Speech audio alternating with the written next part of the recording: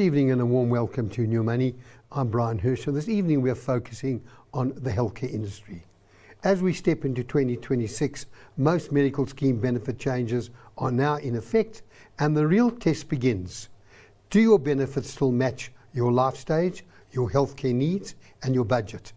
The Council for Medical Schemes has published its approvals for 2026 benefit options and contribution adjustments, while also cautioning that contribution increases continue to outpace inflation. As we've mentioned many times on this program, increases of at least CPI plus 3 to 4% are becoming the norm. At the same time, we're seeing growing pressures on members through tighter acute and chronic medication formularies, stricter network rules, higher co-payments and increasing medical and shortfalls.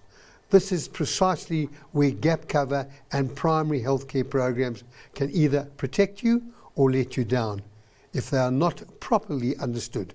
And joining me this evening is my healthcare expert, Clayton Samsudin. He's Group CEO of Phoenix FSG. Clayton, good to have you on the show. Good evening. Okay, Clayton, the annual medical scheme option changes has closed. So what can members still do to maybe make adjustments? So firstly, it's scheme dependent, but certain medical schemes do allow for what they call certain lateral movements. So you can move within a particular plan range. That doesn't necessarily mean an upgrade, and it doesn't necessarily mean a downgrade.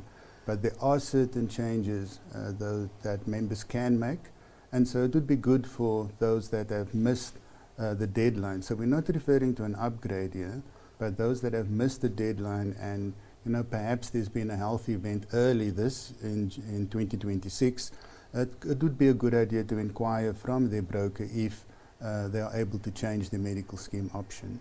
Clayton, why would they miss their deadline? When do you, as a consultant, start informing clients about understanding the changes, when the changes have to be implemented? As you've said, there are some options available that have come through in January. But when do you start informing them? Because, we see that many people, without them even knowing, have a healthcare consultant.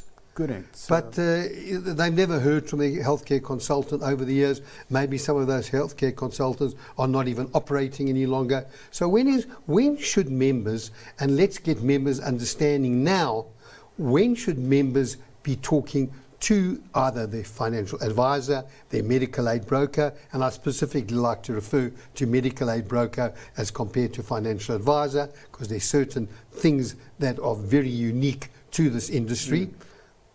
So the answer is straightforward. You have medical schemes. Let's start there. Gap cover, primary health care, they start to release their benefits and contribution changes for the new year around about the third week in September. That happens almost every year.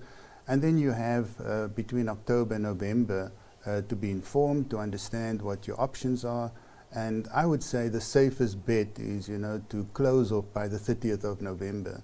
So that's what we do. Although certain schemes allow up until the 14th of December, sometimes the 31st of December, at Phoenix we close on the 30th of November. That's it. No more changes. We ensure everybody understands that's the cutoff date, and we have 2 months in which to do that.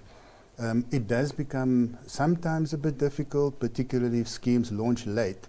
So that could be, maybe the first week in October, but that's sort of the outlier, it's not the norm. So everyone should know October, November is the time in which I must review my medical scheme option, and I must make my decision and make that communicated to my broker or to the medical scheme by the 30th of November. That must be the lines in the sand. And I think it's important because one needs to assess what your healthcare conditions have been, your family health conditions going forward, to elect the type of plans you're on. Because what is the difference between an option change, a plan upgrade? So a plan upgrade that's where the key thing is. So most medical schemes, let's understand this, they allow a downgrade. So you can downgrade any time of the year, but an upgrade cutoff is the 30th of November according to our internal rules. Why is that? Let's understand that quickly. It's because if members incur a healthcare event, let's say in February, they don't now upgrade because of that. That would be anti-selective. So if you understand your benefit utilization for, say, the current year and the year before, and maybe conditions that you may need treatment for in the future, that would necessitate a change which is called an upgrade. A plan change is where you can change between options without, it's not deemed an upgrade. So it's almost like a lateral move, for lack of a better word, and those are allowed. And then there's the other aspect, which is not all medical schemes allow this, but they allow an upgrade upon diagnosis of a life-changing event within 30 days. So if you have not had cancer, God forbid, and you know it's diagnosed on the 15th of March, you have within 30 days to upgrade your option. And I think that's a great benefit, simply because it's unforeseen, it's a life-changing event. Bit of selection against the medical aid, if you know. So you can do that. And then so if someone realizes in January they've chosen the wrong plan, they can still make some adjustments. Correct.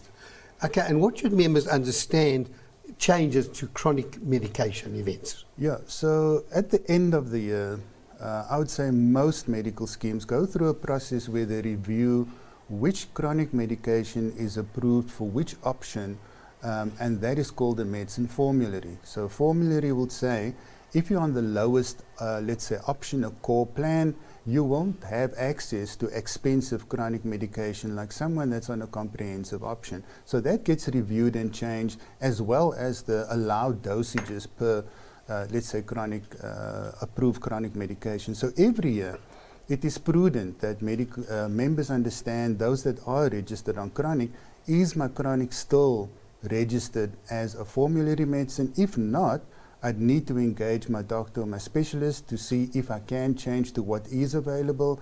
Without doing that, you're going to have an out-of-pocket experience. Clayton, so people who have got a chronic medication regular, whose responsibility is it to actually say to that individual, you know, there is a choice here at a different medicine dealing with the same procedure? Yeah, so before, it was easier, before POPI. So before POPI, as advisors, we could obtain that healthcare information, and we could have, I think, you know, have a better impact on assisting the members. Now we can't. So what needs to happen is that the member needs to inquire. In cases, we can have the medical scheme send the chronic auth letter to the member. We can look at what's then thereafter. Once we have the chronic authorization letter, we can see what is authorized versus what's on the formulary, and then advise the member going forward. But we don't have access to that information like we did before. Is it not left to the pharmacy? No. The pharmacy can't, when you go in, can't say, I know you're taking this medication, but there's a substitute. Yeah, I would say the onus is on the medical scheme. So let's just say you were taking Zubamol for cholesterol medication, and I'm the medical scheme and I remove it. I should be informing you as the member, this medication is no longer available on your particular medical scheme or option. That's, I think, where the education lies, is with the provider itself, because no one knows what is changing other than the provider. And then would the individual go back to their doctor to say this has now been stopped, and there's their choices. What choice do I have? Correct.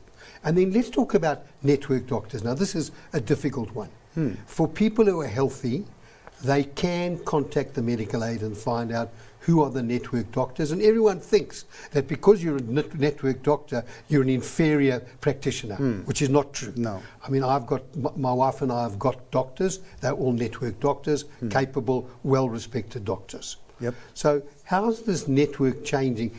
You know, for older people who've been going to the same doctor for 20 years, 10, 15 years with diabetes or other types of problems, sometimes difficult to change. But certainly for the younger members and people who aren't, it's important to just share with us the network situation. So on the GP side, and let me link this into certain plan types, and certain medical schemes. Not everyone works on the same basis. But what I would say the major medical schemes are attempting to do is to almost ring fence the member with the doctor. So they're saying, who is the member's primary caregiver? And that's the doctor that you typically nominate. And in most instances, it's a doctor on the network. And that works perfectly well. Where we get to the issue is on certain plan types where there's certain GPs in certain networks. So you have networks and you have primary caregivers and so on and so forth. So here's the problem. The problem is if on a particular option you are allowed access to certain network GPs only, and you're going to pay a small co-payment to access that GP, then that works well. But if you're outside of the network, unfortunately, the scheme is not going to pay for it, and you're liable for the full cost of the consultation. So the networks and the GPs is primarily to contain cost. So it's saying to a particular... Cost for the member. Correct, yeah. Not for the medical scheme, though, because it would be a negotiated tariff between the GP or specialist and the medical scheme to say we'll charge you less if we have more members coming to our practice, in simplicity. So when is choosing a network plan smart? It's smart if you know that the GP that you'd normally go to is on the network. When it's not smart, now we're getting to network hospitals. Let's just look at that. Where it's not smart is where your specialist does not practice at a network hospital. So a good example would be a gynecologist. So, you know, you're on a network plan, you're planning to have a baby, and then you find out, wait a minute, you know, my doctor doesn't practice, you know, at the hospital that's on the network, which means, you know, the giving of the birth would be out of network, which is going to result in a co-payment. And substantial. Sometimes it can be substantial. It is, yeah. And also, what about the amounts that doctors charge above what they call tariff? Yeah, so when you operate within the network or the GP networks or the hospital networks, then you should not have an out-of-pocket experience. We do find outliers, but this is where providers charge like an additional admin fee. But typically, if you go there, you're going to pay either your small fee to access, and then that's that. You won't have a co-payment after. Well, when we come back, I want to talk to you about nurses outside of the doctor. So we're going to handle that. Sure. Please stay tuned. We'll be back shortly.